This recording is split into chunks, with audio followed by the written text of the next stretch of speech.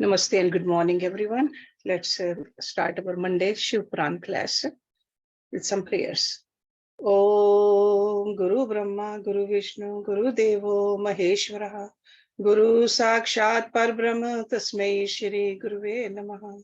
Om Bhurbhuva Swaha, Tatsavitra Varenayam, Bhargo Devasya Dhimahi, Dhiyo Yo Naha Prachodayat. अस्तो मा सद्गम्य तमसो मा ज्योतिर्गम्य मृत्युर्मा अमृतं गम्य ओम सहना भवतु सहनौ भुनक्तु सवीर्यं कर्वावै तेजस्वी नावधीतमस्तु मा विद्विषावहै ओम शांति शांति शांति. Let's open our Shiv Puran book on page number 738. And the title of this adhyay is Shiv के अवतार योगाचार्यों तथा उनके शिष्यों की नामावली. Shri Krishna बोले, see, this is a conversation going on between Bhagwan Krishna and Upmanyu. So Shri Krishna बोले, भगवान समस्त युगावर्तों में योगाचार्य के व्याज से भगवान शंकर के जो अवतार होते हैं, उन अवतारों के जो शिष्य होते हैं, उन सबका वर्णन कीजिए. उपमन्यु ने कहा, श्वेत, सुतार, मदन, सुहोत्र, कंकलोगाक्षी, मायावी जगिष्वे, दधिवाह, ऋषभ मुनि, उग्र, अत्रि, सुपालक, गौतम, वेदशिरा मुनि, गोकर्ण गुहवासी, शिखंडी, जटामाली, अटहास, दारुक, लांगुली, महाकाल, शूली, दंडी, मुंडीश, सहिष्णु, सोमवर शर्मा और नकुलीश्वर. ये वराह कल्प के इस 7वें मनवंतर में युग क्रम से 28 योगाचार्य प्रकट हुए हैं. इनमें से प्रत्येक के शांत चित्त वाले 4-4 शिष्य हुए हैं, जो श्वेत से लेकर ऋष्य पर्यंत बताए गए हैं. मैं उनका क्रमशः वर्णन करता हूं, सुनो. श्वेत, श्वेत शिख, श्वेताश्व, श्वेत लोहित, दंदुम्भी, शतरूप, ऋचिक, केतुमान, विकोश, विकेश, विपाश, पाशनानन, सुमुख, दुर्मुख, दुर्गम, दुरतिक्रम, सनत कुमार, सनक, सनंदन, सनातन, सुधामा, विरजा, शंख, अंडज, सारस्वत, मेघ, मेघवाह, सुवाहक, कपिल, आसुरी, पंचशिख, वाष्कल, पराशर, गर्ग, भार्गव, अंगिरा, बलबंधु, निरामित्र, केतु, रिंग, तपोधन, लंबोदर, लंबात्मा, लंबकेशक, सर्वज्ञ, संबुद्धि, साध्य, सिद्धि, सुधामा, कश्यप, वशिष्ठ, विरजा, अत्रि, उग्र, गुरुश्रेष्ठ, श्रवण, श्रविष्ठक, कुनी, कुनबाहु, कुशरीर, कुनेत्रक, काश्यक, उष्णा, च्यवन, बृहस्पति, उतथ्य, वामदेव, महाकाल, महानिल, वाचाह, श्रवा, सुवीर, श्यावक, यतीश्वर, हिरण्यनाभ, कौशल्य, लोकाक्षी, कुथुमी, सुमंतु, जैमिनी, कुबंध, कुशकंधर, पलक्ष, दार्भ्यने, केतुमान, गौतम, भल्वी, मधुपिंग, श्वेत केतु, उशिज, बृदिश्व, देवल, कवि, शालिहोत्र, सुवेश, युवनाश्व, शर्दवशु, शगल, कुंभकर्ण, कुंभ, प्रबाहुक, उल्लूक, विद्युत, शंभूक, अश्वलायन, अक्षपाद, कनाद, उल्लूक, वत्स, कुशिक, गर्ग, मित्र और ऋष्य. ये योगाचार्य रूपी महेश्वर के शिष्य हैं. इनकी संख्या 112 है. ये सब के सब सिद्ध पाशुपत है. इनका शरीर भस्म से विभूषित रहता है. ये संपूर्ण शास्त्रों के तत्वज्ञ, वेद और वेदांगों के पारंगत विद्वान, शिव आश्रम में अनुरक्त, शिव ज्ञान प्रायण, सब प्रकार की आसक्तियों से मुक्त, एकमात्र भगवान शिव में ही मन लगाए रखने वाले, संपूर्ण द्वंद्वों को सहने वाले, धीर, सर्वभूत हितकारी, सरल, कोमल, स्वस्थ, क्रोध शून्य और जितेंद्रिय होते हैं. रुद्राक्ष की माला ही इनका आभूषण है. उनके मस्तक 53 पुंड्र से अंकित होते हैं. उनमें से कोई तो शिखा के रूप में ही जटा करते हैं, किन्हीं के सारे केश जटा रूप होते हैं, कोई कोई ऐसे हैं जो जटा नहीं रखते हैं, और कितने ही सदा माथा मुड़ाए रहते हैं। वे प्रायः फल मूल का आहार करते हैं, प्राणायाम साधन में तत्पर होते हैं। मैं शिव का हूं इस अभिमान से युक्त होते हैं, सदा शिव के ही चिंतन में लगे रहते हैं। उन्होंने संसार रूपी विश्व वृक्ष के अंकुर को मत डाला है। वे सदा परम धाम में जाने के लिए ही कटिबद्ध होते हैं। जो योगाचार्यों सहित इन शिष्यों को जान मानकर सदा शिव की आराधना करता है, वह शिव का सायुज्य प्राप्त कर लेता है। इसमें कोई अन्यथा विचार नहीं करना चाहिए। नेक्स्ट चैप्टर, भगवान शिव के प्रति श्रद्धा भक्ति की आवश्यकता का प्रतिपादन। शिव धर्म के 4 पादों का वर्णन एवं ज्ञान योग के साधनों तथा शिव धर्म के अधिकारियों का निरूपण, शिव पूजन के अनेक प्रकार एवं अनन्य चित्त से भजन की महिमा। तदंतर श्री कृष्ण के प्रश्न करने पर उपमन्यु मंदराचल पर घटित हुए शिव पार्वती संवाद को प्रस्तुत करते हुए बोले। श्री कृष्ण, एक समय देवी पार्वती ने भगवान शिव से पूछा, महादेव, जो आत्म तत्व आदि के साधन में नहीं लगे हैं तथा जिनका अंतःकरण पवित्र एवं वशीभूत नहीं है, ऐसे मंदमती मृत्यु लोकवासी जीवात्माओं के वश में आप किस उपाय से हो सकते हैं?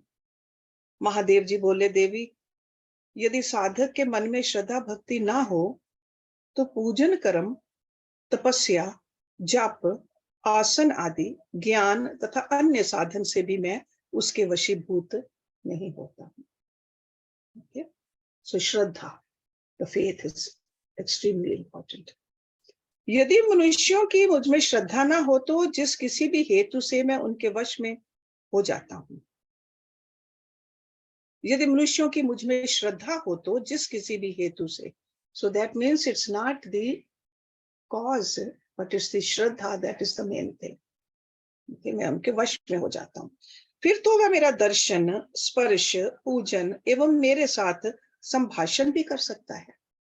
संभाषण means a dialogue between God and us. अतः जो मुझे वश में करना चाहे उसे पहले मेरे प्रति श्रद्धा करनी चाहिए। श्रद्धा ही स्वधर्म का हेतु है और वही इस लोक में वर्ण आश्रमी पुरुषों की रक्षा करने वाली है। जो मानव अपने वर्ण आश्रम धर्म के पालन में लगा रहता है, उसी की मुझ में श्रद्धा होती है, दूसरे की नहीं। वर्ण आश्रमी पुरुषों के संपूर्ण धर्म वेदों से सिद्ध हैं। पूर्व काल में ब्रह्मा जी ने मेरी ही आज्ञा लेकर उनका वर्णन किया था। ब्रह्मा जी का बताया हुआ वह धर्म अधिक धन के द्वारा साध्य है तथा अनेक प्रकार के क्रियाकलाप से युक्त होता है। उससे मिलने वाला अधिकांश फल अक्षय नहीं है तथा उस धन के अनुष्ठान में अनेक प्रकार के क्लेश और आयास उठाने पड़ते हैं। उस महान धर्म से परम दुर्लभ श्रद्धा को पाकर जो वर्णाश्रमी मनुष्य अनन्य भाव से मेरी शरण में आ जाते हैं, उन्हें सुखद मार्ग से धर्म, अर्थ, काम और मोक्ष प्राप्त होते हैं। वर्ण आश्रम संबंधी आचार की सृष्टि मैंने ही बारंबार की है। उसमें भक्ति भाव रखकर जो मेरे हो गए हैं, उन्हीं वर्ण आश्रमियों का मेरी उपासना में अधिकार है, दूसरों का नहीं। ये मेरी निश्चित आज्ञा है। मेरी आज्ञा के अनुसार धर्म मार्ग से चलने वाले वर्ण आश्रमी पुरुष मेरी शरण में आ मेरे कृपा प्रसाद से मल और माया आदि पाशों से मुक्त हो जाते हैं तथा मेरे पुनर्वृत्ति रहित धाम में पहुंचकर मेरा उत्तम साधर्म में प्राप्त करके परमानंद में निमग्न हो जाते हैं। इसलिए मेरे बताए हुए वर्ण धर्म को पाकर अथवा ना पाकर भी जो मेरी शरण ले मेरा भगत बन जाता है, वह स्वयं ही अपनी आत्मा का उद्धार कर लेता है। ये कोटि कोटि गुना अधिक अलब्ध लाभ है। अतः मेरे मुख से प्रतिपादित वर्ण धर्म का पालन अवश्य करना चाहिए। जो मोक्ष मार्ग से विलग होकर दूसरी किसी वस्तु के लिए श्रम करता है, उसके लिए वही सबसे बड़ी हानि है, वही बड़ी भारी त्रुटि है, वही मोह है और वही अंधता एवं मूर्खता है। See, मोक्ष मार्ग. So that means the ultimate goal is moksha, no matter which varnashram we are in. Deveshwari, मेरा जो सनातन धर्म है वह 4 चरणों से युक्त बताया गया है। उन चरणों के नाम हैं ज्ञान, क्रिया, चर्या और योग। चर्या, चर्या जैसे कहते हैं ना दिनचर्या, चर्या। पशु पाश और पति का ज्ञान ही ज्ञान कहलाता है। गुरु के अधीन जो विधि पूर्वक षड्धत्व शोधन का कार्य होता है उसे क्रिया कहते हैं। मेरे द्वारा विहित वर्ण आश्रम पर युक्त जो मेरे पूजन आदि धर्म हैं, उनके आचरण का नाम चर्या है। मेरे बताए हुए मार्ग से ही मुझ में सुस्थिर भाव से चित लगाने वाले साधक के द्वारा जो अंतःकरण की अन्य वृत्तियों का निरोध किया जाता है, उसी को योग कहते हैं। देवी, चित्त को निर्मल एवं प्रसन्न बनाना अश्वमेध यज्ञों के समूह से भी श्रेष्ठ है, क्योंकि वह मुक्ति देने वाला है। विषय भोग की इच्छा रखने वाले लोगों के लिए ये मना प्रसाद दुर्लभ है। जिसने यम और नियम के द्वारा इंद्रिय समुदाय पर विजय प्राप्त कर लिया है, उस विरक्त पुरुष के लिए ही योग को सुलभ बताया गया है। योग पूर्व पापों को हर लेने वाला है। वैराग्य से ज्ञान होता है और ज्ञान से योग। योग्य पुरुष पतित हो तो भी मुक्त हो जाता है, इसमें संशय नहीं है। सब प्राणियों पर दया करनी चाहिए। सदा अहिंसा धर्म का पालन सबके लिए उचित है। ज्ञान का संग्रह भी आवश्यक है। सत्य बोलना, चोरी से दूर रहना, ईश्वर और परलोक पर विश्वास रखना, मुझ में श्रद्धा करना, इंद्रियों को संयम में रखना, वेद शास्त्रों का पढ़ना पढ़ाना, यज्ञ करना कराना, मेरा चिंतन करना, ईश्वर के प्रति अनुराग रखना और सदा ज्ञानशील होना ब्राह्मण के लिए नितांत आवश्यक है। जो ब्राह्मण ज्ञान योग की सिद्धि के लिए सदा इस प्रकार उपयुक्त धर्मों का पालन करता है, वह शीघ्र ही विज्ञान को पाकर योग को भी सिद्ध कर लेता है। प्रिय, ज्ञानी पुरुष ज्ञान अग्नि के द्वारा इस कर्म में शरीर को क्षण भर में दग्ध करके मेरे प्रसाद से योग का ज्ञाता होकर कर्म बंधन से छुटकारा पा जाता है। प्रसाद मीन्स द ग्रेस, कृपा। पुण्य पाप में जो कर्म है उसे मोक्ष का प्रतिबंधक बताया गया है। इसलिए योगी पुरुष योग के द्वारा पुण्य अपुण्य का परित्याग करते हैं। फल की कामना से प्रेरित होकर कर्म करने से ही मनुष्य बंधन में पड़ता है, केवल कर्म करने मात्र से नहीं। अतः कर्म के फल को त्याग देना चाहिए। प्रिय, पहले कर्म में यज्ञ द्वारा बाहर मेरी पूजा करके फिर ज्ञान योग में तत्पर हो साधक योग का अभ्यास करे। कर्म यज्ञ से मेरे यथार्थ स्वरूप का बोध प्राप्त हो जाने पर जीव योग युक्त हो मेरे यजन से विरत हो जाते हैं। उस समय वे मिट्टी, पत्थर और स्वर्ण में भी समभाव रखते हैं। जो मेरा भगत नित्य युक्त एवं एकाग्रचित हो ज्ञान योग में तत्पर रहता है, वह मुनियों में श्रेष्ठ एवं योगी होकर मेरा सायुज्य प्राप्त कर लेता है। जो वर्ण आश्रमी पुरुष मन से विरक्त नहीं है, वे मेरा आश्रय ले ज्ञान, चर्या और क्रिया इन तीन में ही प्रवृत्त होने के अधिकारी हैं। उन्हीं के अनुष्ठान की योग्यता रखते हैं। मेरा पूजन दो प्रकार का है, बाह्य और अभ्यंतर। So it's like outer and inner. इसी तरह मन, वाणी और शरीर, इन त्रिविध साधनों के भेद से मेरा भजन तीन प्रकार का माना गया है। तप, कर्म, जप, ध्यान और ज्ञान, ये मेरे भजन के 5 स्वरूप हैं। अतः साधु पुरुष उसे 5 प्रकार का भी कहते हैं। मूर्ति आदि में जो मेरा पूजन आदि होता है, जिसे दूसरे लोग जान लेते हैं, वह बाह्य पूजन या भजन कहा गया है। तथा वही भजन पूजन जब मन के द्वारा होने से केवल अपने ही अनुभव का विषय होता है, तब अभ्यंतर कहलाता है। मुझ में लगा हुआ चित्त ही मन कहलाता है। सामान्यतः मन मात्र को यहाँ मन नहीं कहा गया है। इसी तरह जो वाणी मेरे नाम के जप और कीर्तन में लगी हुई है, वही वाणी कहलाने योग्य है, दूसरी नहीं। तथा जो मेरे शास्त्र में बताए हुए त्रिपुंड्र आदि चिन्हों से अंकित है और निरंतर मेरी सेवा पूजा में लगा हुआ है, वही शरीर है, दूसरा नहीं। मेरी पूजा को ही कर्म जानना चाहिए। बाहर जो यज्ञ आदि किए जाते हैं, उन्हें कर्म नहीं कहा गया है। मेरे लिए शरीर को सुखाना ही तप है, कृच्छिद चंद्रायन आदि का अनुष्ठान नहीं। पंचाक्षर मंत्र की आवृत्ति, प्रणव का अभ्यास तथा रुद्र अध्याय आदि का बारंबार पाठ ही यहाँ जप कहा गया है। वेद अध्ययन आदि नहीं। मेरे स्वरूप का चिंतन स्मरण ही ध्यान है, आत्मा आदि के लिए की हुई समाधि नहीं। मेरे आगमों के अर्थ को भली भांति जानना ही ज्ञान है, दूसरी किसी वस्तु के अर्थ को समझना नहीं। देवी, पूर्व वासनावश बाह्य अथवा अभ्यंतर जिस पूजन में मन का अनुराग हो, उसी में दृढ़ निष्ठा रखनी चाहिए। बाह्य पूजन से अभ्यंतर पूजन 100 गुना अधिक श्रेष्ठ है, क्योंकि उसमें दोषों का मिश्रण नहीं होगा तथा प्रत्यक्ष दिखने वाले दोषों की भी वहां संभावना नहीं रहती है। भीतर की शुद्धि को ही शुद्धि समझनी चाहिए, बाहरी शुद्धि को शुद्धि नहीं कहते हैं। जो आंतरिक शुद्धि से रहित है, वह बाहर से शुद्ध होने पर भी अशुद्ध ही है।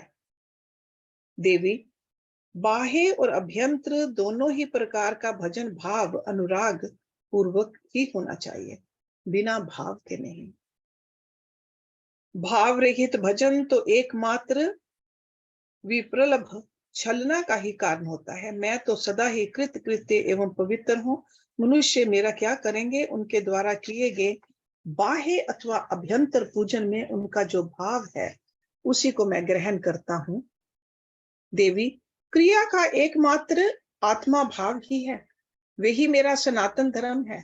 मन, वाणी और कर्म द्वारा कहीं भी किंचन मात्र फल की इच्छा न रखकर ये क्रिया करनी चाहिए। देवेश्वरी, फल का उद्देश्य रखने से मेरा आश्रय लघु हो जाता है, क्योंकि फलार्थी को यदि फल ना मिला तो वह मुझे छोड़ सकता है। सती साध्वी देवी, फलार्थी होने पर भी जिस साधक का चित्त मुझ में ही प्रतिष्ठित है, उसे उसके भाव के अनुसार फल मैं अवश्य देता हूं। जिनका मन फल की इच्छा न रखकर ही मुझ में लगा हो, परंतु पीछे वे फल चाहने लगे हों, वे भगत भी मुझे प्रिय हैं। जो पूर्व संस्कार वश फलाफल की चिंता न करके विवश हो मेरी शरण लेते हैं, वे भक्त मुझे अधिक प्रिय हैं। परमेश्वरी, उन भक्तों के लिए मेरी प्राप्ति से बढ़कर दूसरा कोई वास्तविक लाभ नहीं है, तथा मेरे लिए भी वैसे भक्तों की प्राप्ति से बढ़कर और कोई लाभ नहीं है। मुझ में समर्पित हुआ उनका भाव मेरे अनुग्रह से ही उनको मानो बलपूर्वक परम निर्वाण रूप फल प्रदान कर देता है।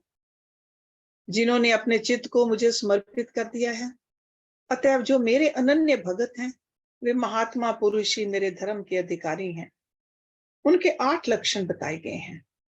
मेरे भगत जनों के प्रति स्नेह, मेरी पूजा का अनुमोदन, स्वयं की भी मेरे पूजन में प्रवृत्ति, मेरे लिए ही शारीरिक चेष्टाओं का होना, मेरी कथा सुनने में भक्ति भाव, कथा सुनते समय स्वर, नेत्र और अंगों में विकार का होना, बारंबार मेरी स्मृति और सदा मेरे आश्रित रहकर ही जीवन निर्वाह करना। ये 8 प्रकार के चिन्ह यदि किसी मलेच्छ में भी हों, तो वह विप्र शिरोमणि श्रीमान मुनि है, वह सन्यासी है और वही पंडित है। जो मेरा भगत नहीं है, वह चारों वेदों का विद्वान हो तो भी मुझे प्रिय नहीं है, परंतु जो मेरा भगत है वह चंडाल हो तो भी प्रिय है। उसे उपहार देना चाहिए, उससे प्रसाद ग्रहण करना चाहिए, तथा वह मेरे समान ही पूजनीय है। जो भक्ति भाव से मुझे पत्र, पुष्प, फल अथवा जल समर्पित करता है, उसके लिए मैं अदृश्य नहीं होता हूं और वह मेरी भी दृष्टि से कभी ओझल नहीं होता है। So we studied all this in Bhagavad Gita also. सारे भगत भगवान को प्रिय है, पर जो भक्ति करता है भगवान के लिए, वो भगवान को सबसे ज्यादा प्रिय है। नेक्स्ट चैप्टर, वर्ण आश्रम धर्म तथा नारी धर्म का वर्णन, शिव के भजन, चिंतन एवं ज्ञान की महत्ता का प्रतिपादन।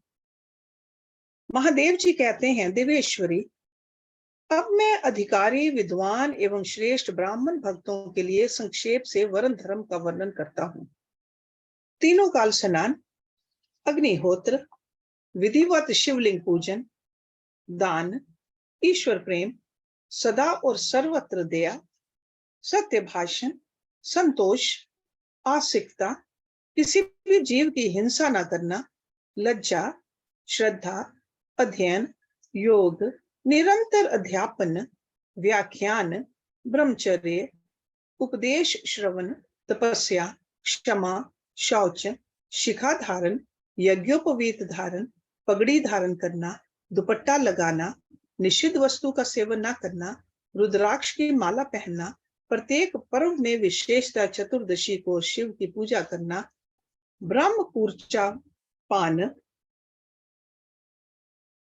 प्रत्येक मास में ब्रह्म कूर्च से विधि पूर्वक मुझे नहलाकर मेरा विशेष रूप से पूजन करना, संपूर्ण क्रियानन का त्याग, श्राद्धन का परित्याग, बासी अन्न तथा विशेषता यावक, कुल्थी या बोरो धान का त्याग, मध्य और मध्य की गंध का त्याग, शिव को निवेदित नैवेद्य का त्याग, ये सभी वर्णों के सामान्य धर्म हैं।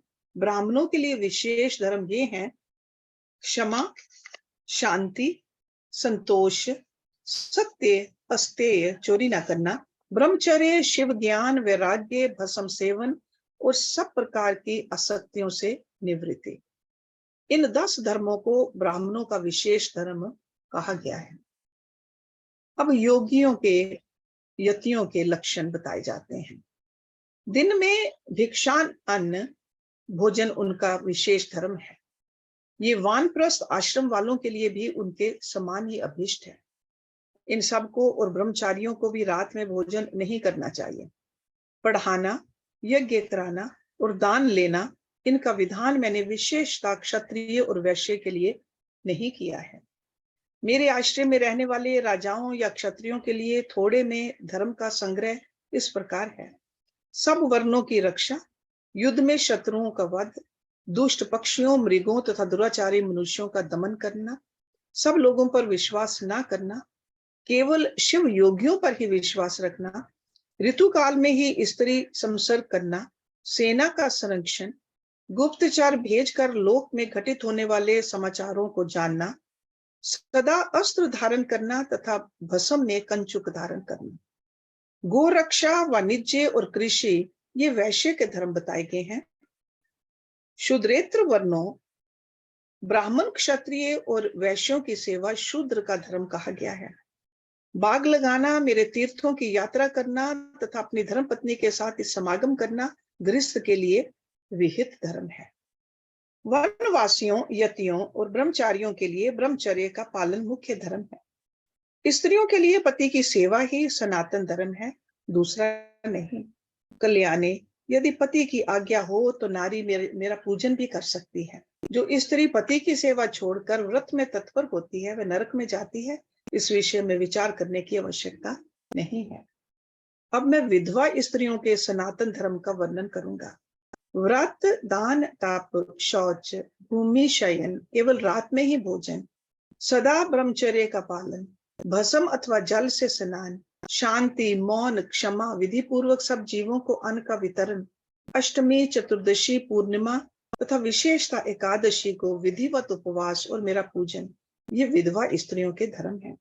देवी, इस प्रकार मैंने संक्षेप से अपने आश्रम का सेवन करने वाले ब्राह्मणों, क्षत्रियों, वैश्यों, सन्यासियों, ब्रह्मचारियों तथा वानप्रस्थों और गृहस्थों के धर्म का वर्णन किया।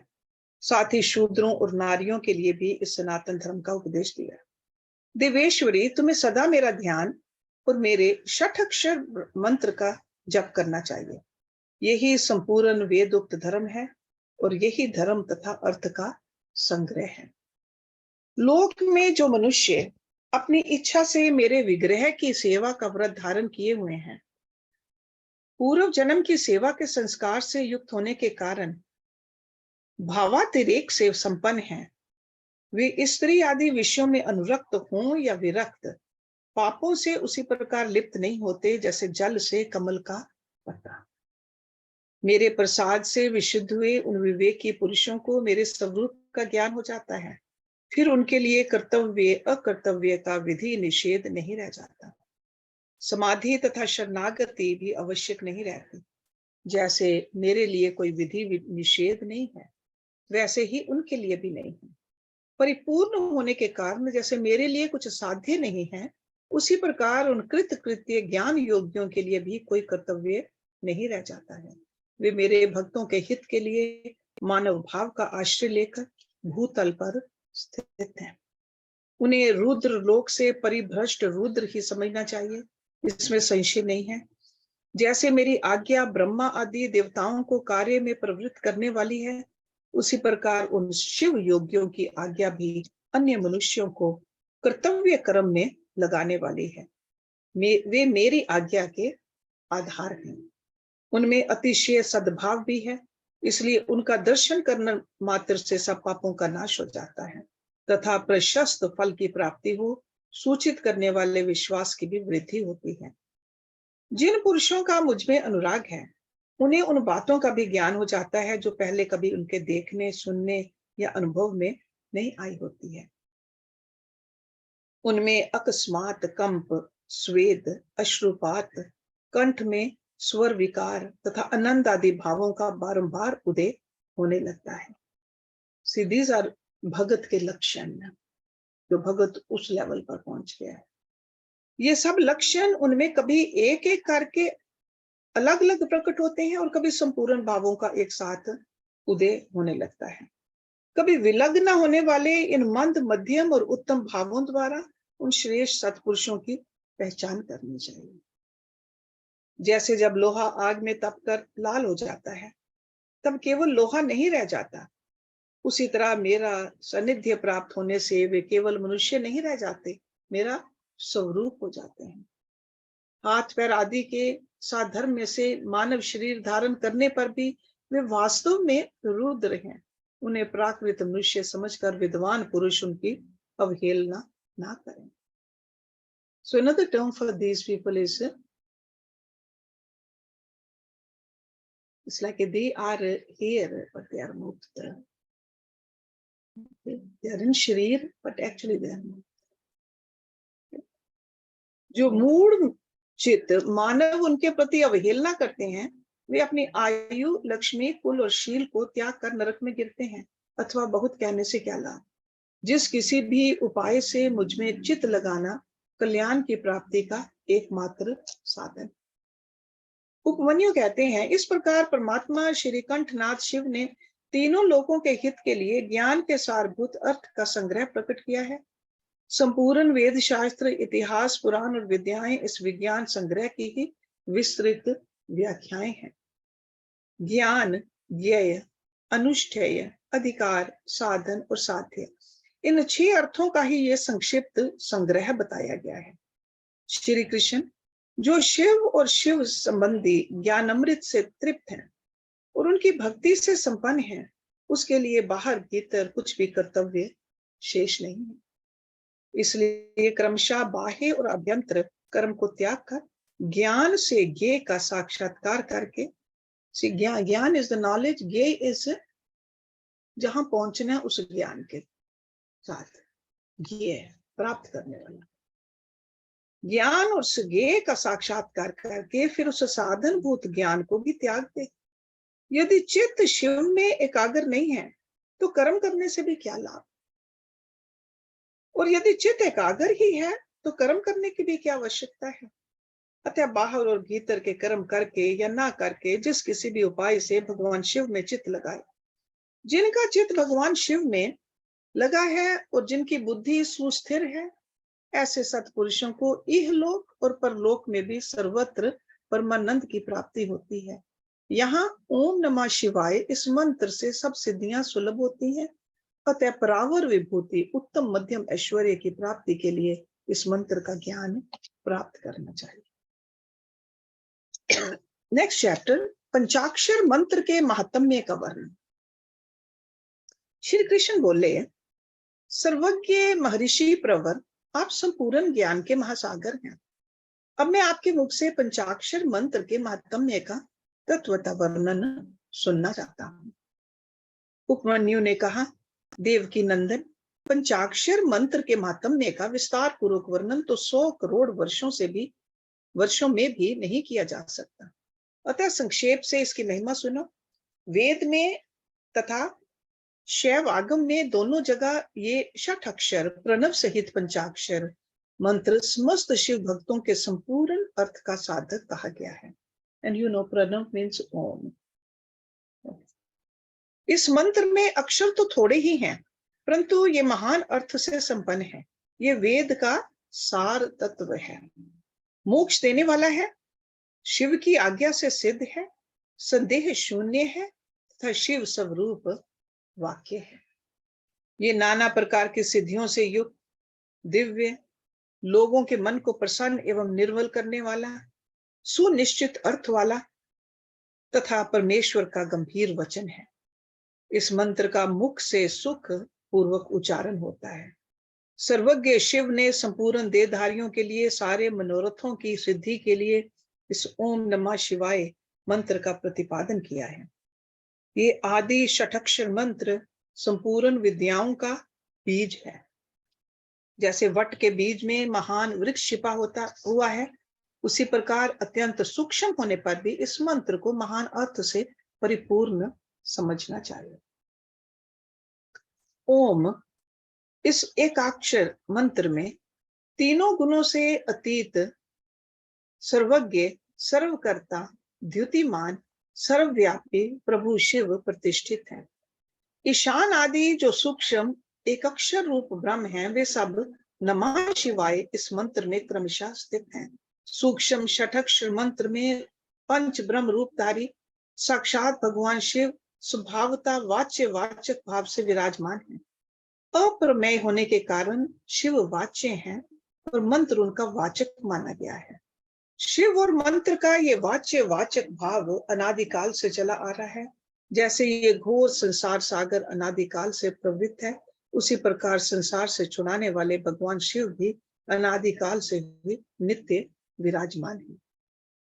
जैसे औषध रोगों का स्वभावता शत्रु है, उसी प्रकार भगवान शिव संसार दोषों के स्वाभाविक शत्रु माने गए हैं। यदि ये भगवान विश्वनाथ ना होते तो ये जगत अंधकार में हो जाता, क्योंकि प्रकृति जड़ है और जीव आत्मा अज्ञानी। अतः इन्हें प्रकाश देने वाले परमात्मा ही हैं। प्रकृति से लेकर परमाणु पर्यंत जो कुछ भी जड़ रूप तत्व है, वह किसी बुद्धिमान कारण के बिना स्वयं करता नहीं देखा गया है। जीवों के लिए धर्म करने और अधर्म से बचने का उपदेश दिया जाता है। उनके बंधन और मोक्ष भी देखे जाते हैं। अतः विचार करने से सर्वज्ञ परमात्मा शिव के बिना प्राणियों के आदि सर्ग की सिद्धि नहीं होती। जैसे रोगी वैद्य के बिना सुख से रहित हो क्लेश उठाते हैं, उसी प्रकार सर्वज्ञ शिव का आश्रय न लेने से संसारी जीव नाना प्रकार के क्लेश भोगते हैं। अतः ये सिद्ध हुआ कि जीवों का संसार सागर से उद्धार करने वाले स्वामी अनादि सर्वज्ञ परिपूर्ण सदाशिव विद्यमान है।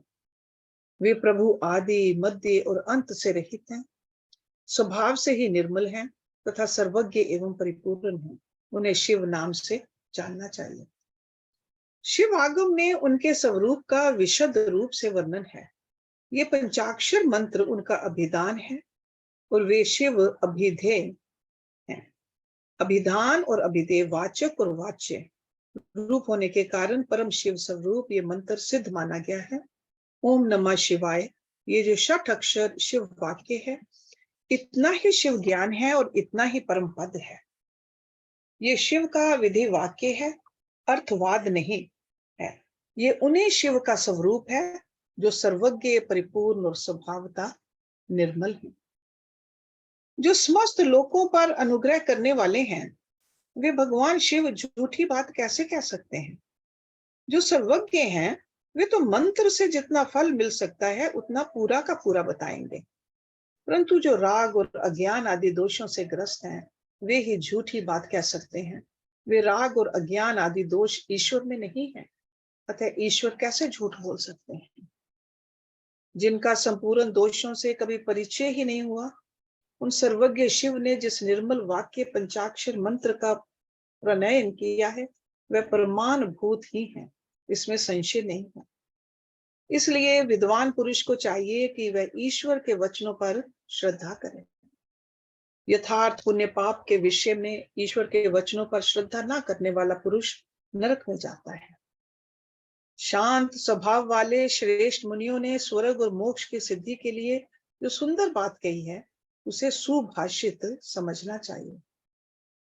जो वाक्य राग द्वेष, असत्य, काम क्रोध और तृष्णा का अनुसरण करने वाला हो, वह नरक का हेतु होने के कारण दुर्भाषित कहलाता है। अविद्या एवं राग से युक्त वाक्य जन्म मरण रूप संसार कलेश की प्राप्ति में कारण होता है। अतः वह कोमल, ललित अथवा संस्कृत हो तो भी उससे क्या लाभ। जिसे सुनकर कल्याण की प्राप्ति हो तथा राग आदि दोषों का नाश हो जाए, वह वाक्य सुंदर शब्दावली से युक्त ना हो तो भी शोभन तथा समझने योग्य है। मंत्रों की संख्या बहुत होने पर भी जिस विमल षटक्षर मंत्र का निर्माण सर्वज्ञ शिव ने किया है, उसके समान कहीं कोई दूसरा मंत्र नहीं।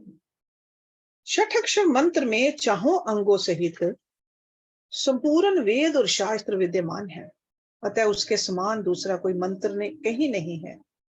7 करोड़ महामंत्रों और अनेकानेक उप मंत्रों से ये षटक्षर मंत्र उसी प्रकार भिन्न है जैसे वृत्ति से सूत्र।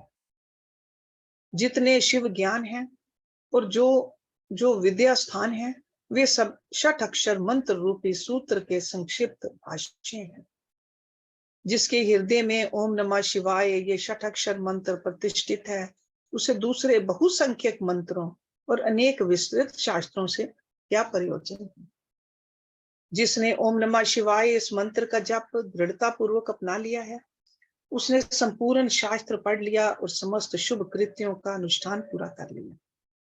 आदि में नमः, पद से युक्त शिवाय, ये 3 अक्षर जिसके जीवा के अग्रभाव में विद्यमान है, उसका जीवन सफल हो गया। पंचाक्षर मंत्र के जप में लगा हुआ पुरुष यदि पंडित, मूर्ख, पंत्यज अथवा अधम भी हो तो वह पाप पंजर से मुक्त हो जाता है।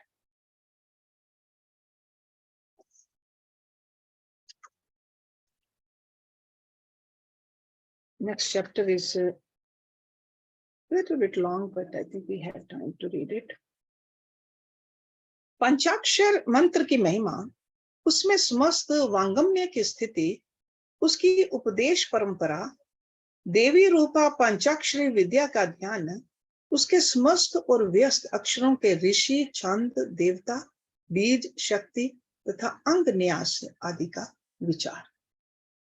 देवी बोली, महेश्वर, दुर्जय, दुर्लंघ्य एवं कलुषित कलिकाल में जब सारा संसार धर्म से विमुख हो पाप में अंधकार से आच्छादित हो जाएगा, वर्ण और आश्रम संबंधी आचार नष्ट हो जाएंगे, धर्म संकट उपस्थित हो जाएगा, सबका अधिकार संदिग्ध, अनिश्चित और विपरीत हो जाएगा, उस समय उपदेश की प्रणाली नष्ट हो जाएगी और गुरु शिष्य की परंपरा भी जाती रहेगी।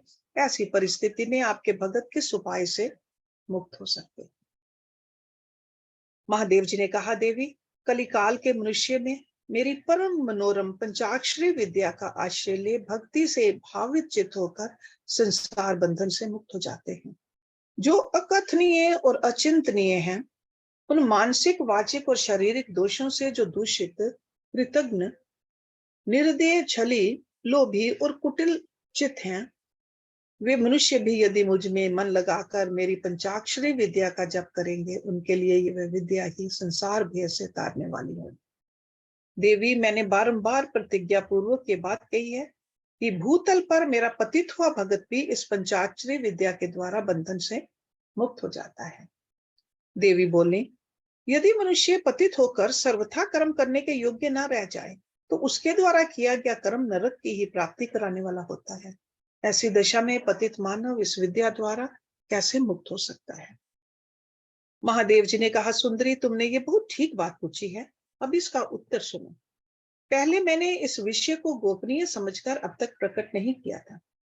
यदि पतित मनुष्य मोहवश मंत्रों के उच्चारण पूर्वक मेरा पूजन करे तो वह निसंदेह नरकगामी हो सकता है, किंतु पंचाक्षर मंत्र के लिए ऐसा प्रतिबंध नहीं है।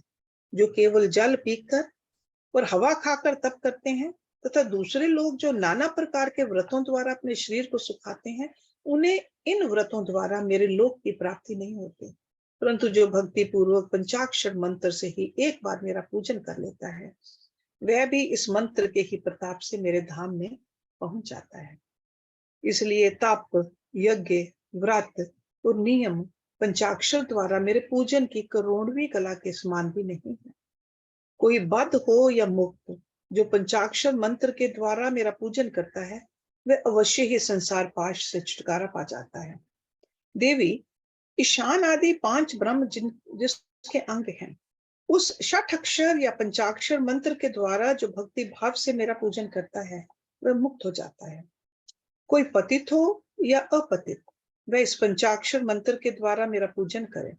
मेरा भगत पंचाक्षर मंत्र का उपदेश गुरु से ले चुका हो या नहीं, वह क्रोध को जीत कर इस मंत्र के द्वारा मेरी पूजा किया करे। जिसने मंत्र की दीक्षा नहीं ली है, उसकी अपेक्षा दीक्षा देने वाला पुरुष कोटि कोटि गुना अधिक माना गया है। अतः देवी, दीक्षा लेकर ही इस मंत्र से मेरा पूजन करना चाहिए।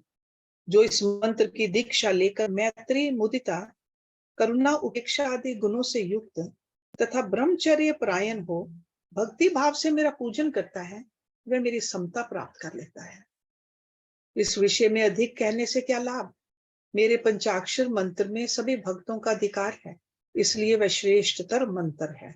पंचाक्षर के प्रभाव से ही लोक, वेद, महर्षि, सनातन धर्म, देवता तथा यह संपूर्ण जगत टिके हुए हैं।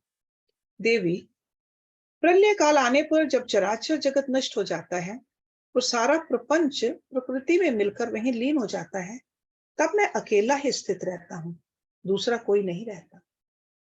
उस समय समस्त देवता और शास्त्र पंचाक्षर मंत्र में स्थित होते हैं, अतः मेरी शक्ति से पालित होने के कारण वे नष्ट नहीं होते हैं। तदंतर मुझसे प्रकृति और पुरुष के भेद से युक्त सृष्टि होती है। तत्पश्चात ऋणात्मक मूर्तियों का संहार करने वाला अवान्तर प्रलय होता है। उस प्रलय काल में भगवान नारायण देव माया में शरीर का आश्रय ले जल के भीतर शेष शैया पर शयन करते हैं। उनके नाभि कमल से पंचमुख ब्रह्मा जी का जन्म होता है। ब्रह्मा जी तीनों लोकों की सृष्टि करना चाहते थे, किंतु कोई सहायक न होने से उसे कर नहीं पाते थे। तब उन्होंने पहले अमित तेजस्वी 10 मरीषियों की सृष्टि की, जो उनके मानस पुत्र कहे गए हैं। उन पुत्रों की सिद्धि बढ़ाने के लिए पितामह ब्रह्मा ने मुझसे कहा, महादेव, महेश्वर, मेरे पुत्रों को शक्ति प्रदान कीजिए। उनके इस प्रकार प्रार्थना करने पर 5 मुख धारण करने वाले मैंने ब्रह्मा जी के प्रति प्रत्येक मुख से एक एक अक्षर के क्रम से 5 अक्षरों का उपदेश किया। लोक पितामह ब्रह्मा जी ने भी अपने 5 मुखों द्वारा क्रमशः उन 5 अक्षरों को ग्रहण किया और वाच्य वाचक भाव से मुझ महेश्वर को जाना। मंत्र के प्रयोग को जानकर प्रजापति ने विधिवत उसे सिद्ध किया। तत्पश्चात उन्होंने अपने पुत्रों को यथावत रूप से उस मंत्र का और उसके अर्थ का भी उपदेश दिया। साक्षात लोक पिता में ब्रह्मा से उस मंत्र रतन को पाकर मेरी आराधना की इच्छा रखने वाले उन मुनियों ने उनकी बताई हुई पद्धति से उस मंत्र का जप करते हुए मेरू के रमणीय शिखर पर मुंजवान पर्वत के निकट 1 सहस्र दिव्य वर्षों तक तीव्र तपस्या की। वे लोक सृष्टि के लिए अत्यंत उत्सुक थे, इसलिए वायु पीकर कठोर तपस्या में लग गए।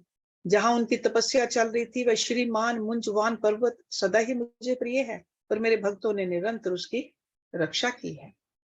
उन ऋषियों की भक्ति देखकर मैंने तत्काल उन्हें प्रत्यक्ष दर्शन दिया और उन आर्य ऋषियों को पंचाक्षर मंत्र के ऋषि, छंद, देवता, बीज, शक्ति, कीलक, संन्यास, दिग्बंध और विनियोग, इन सब बातों का पूर्ण रूप से ज्ञान कराया। संसार की सृष्टि बढ़े, इसके लिए मैंने उन्हें मंत्र की सारी विधियां बताई। तब वे उस मंत्र के मातम्य से तपस्या में बहुत बढ़ गए और देवताओं, असुरों तथा मनुष्यों की सृष्टि का भली भांति विस्तार करने लगे। अब इस उत्तम विद्या पंचाक्षरी के स्वरूप का वर्णन किया जाता है। आदि में नमः पद का प्रयोग करना चाहिए, उसके बाद शिवाय पद का। यही वह पंचाक्षरी विद्या है जो समस्त श्रुतियों की सिरमौर है तथा संपूर्ण शब्द समुदाय की सनातन बीज रूपनी है। ये विद्या पहले पहल मेरे मुख से निकली, इसलिए मेरे ही स्वरूप का प्रतिपादन करने वाली है। इसका एक देवी के रूप में ध्यान करना चाहिए। इस देवी की अंग कांति तपाए हुए स्वर्ण के समान है। इसके 3 पयोधर ऊपर को उठे हुए हैं ये 4 भुजाओं और 3 नेत्रों से सुशोभित है। इसके मस्तक पर बाल चंद्रमा का मुकुट है। 2 हाथों में पद्म और उत्पल है। अन्य 2 हाथों में वरद और अभय की मुद्रा है। मुख आकृति सौम्य है। ये समस्त शुभ लक्षणों से संपन्न तथा संपूर्ण आभूषणों से विभूषित है। श्वेत कमल के आसन पर विराजमान है। इसके काले काले घुंघराले केश बड़ी शोभा पा रहे हैं।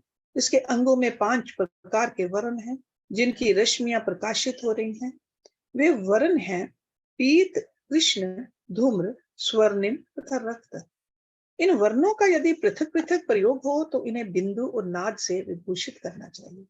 बिंदु की आकृति अर्धचंद्र के समान है और नाद की आकृति दीपशिखा के समान। सुमुखी, यूं तो इस मंत्र के सभी अक्षर बीज रूप हैं, तथापि उनमें दूसरे अक्षर को इस मंत्र का बीज समझना चाहिए। दीर्घ स्वर पूर्वक जो चौथा वर्ण है उसे कीलक और 5वें वर्ण को शक्ति समझना चाहिए।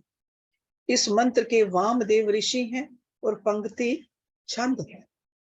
वरान में मैं शिव ही इस मंत्र का देवता हूं। वरारोहे, गौतम, अत्रि, विश्वामित्र, अंगिरा और भरद्वाज ये नकार आदि वर्णों के क्रमशः ऋषि माने गए हैं। गायत्री, अनुष्टुप, त्रिष्टुप, बृहति और विराट ये क्रमशः 5 अक्षरों के छंद हैं। इंद्र, रुद्र, विष्णु, ब्रह्मा और स्कंद ये क्रमशः उन अक्षरों के देवता हैं। वरान ने मेरे पूर्व आदि 4 दिशाओं के तथा ऊपर के 5 मुख इन नकार आदि अक्षरों के क्रमशः स्थान है। पंचाक्षर मंत्र का पहला अक्षर उदात है, दूसरा और चौथा भी उदात है, 5वां स्वरित है और तीसरा अक्षर अनुदात माना गया है। इस पंचाक्षर मंत्र के मूल विद्या शिव, शैव, सूत्र तथा पंचाक्षर नाम जाने। शैव शिव संबंधी बीज प्रणव मेरा विशाल हृदय है। नकार सिर कहा गया है, मकार शिखा है, शी कवच है, वा नेत्र है और यकार अस्त्र है। इन वर्णों के अंत में अंगों के चतुर्थ अंतरूप के साथ क्रमशः नमः, स्वाहा, वशट, हुम, वशट और फट जोड़ने से अंग न्यास होता है। देवी थोड़े से भेद के साथ ये तुम्हारा भी मूल मंत्र है। उस पंचाक्षर मंत्र में जो 5वां वर्ण य है उसे 12वें स्वर से विभूषित किया जाता है, अर्थात नमः शिवाय के स्थान में नमः शिवाय कहने से यह देवी का मूल मंत्र हो जाता है। अतः साधक को चाहिए कि वह इस मंत्र से मन, वाणी और शरीर के भेद से हम दोनों का पूजन, जप और होम आदि करें। मन आदि के भेद से यह पूजन 3 प्रकार का होता है, मानसिक, वाचिक और शारीरिक। देवी जिसकी जैसी समझ हो, जिसे जितना समय मिल सके, जिसकी जैसी बुद्धि, शक्ति, संपत्ति, उत्साह एवं योग्यता और प्रीति हो, उसके अनुसार वह शास्त्र विधि से जब कभी, जहां कहीं अथवा जिस किसी भी साधन द्वारा मेरी पूजा कर सकता है। उसकी की हुई वह पूजा उसे अवश्य मोक्ष की प्राप्ति करा देगी। सुंदरी, मुझ में मन लगाकर जो कुछ क्रम या व्युत क्रम से किया गया हो वह कल्याणकारी तथा मुझे प्रिय होता है। तथापि जो मेरे भगत हैं और कर्म करने में अत्यंत विवश नहीं हो गए हैं, उनके लिए सब शास्त्रों में मैंने ही नियम बनाया है। उस नियम का उन्हें पालन करना चाहिए। अब मैं पहले मंत्र की दीक्षा लेने का शुभ विधान बता रहा हूं, जिसके बिना मंत्र जप निष्फल होता है और जिसके होने से जप कर्म अवश्य सफल होता है। We'll stop it here and next week we'll see गुरु से मंत्र लेने तथा उसके जप करने की विधि, 5 प्रकार के जप तथा उनकी महिमा, मंत्र गणना के लिए विभिन्न प्रकार की मालाओं का महत्व तथा उंगलियों के उपयोग का वर्णन, जप के लिए उपयोगी स्थान तथा दिशा, जप में वर्जनीय बातें, सदाचार का महत्व, आस्तिकता की प्रशंसा तथा पंचाक्षर मंत्र की विशेषता। So we'll find out in detail about that also next week. Om Purnamada Purnamidam Purnat Purnamudachyate Purnasya Purnamadaye Purnameva Visheshyate. Om Shanti Shanti Shanti Om.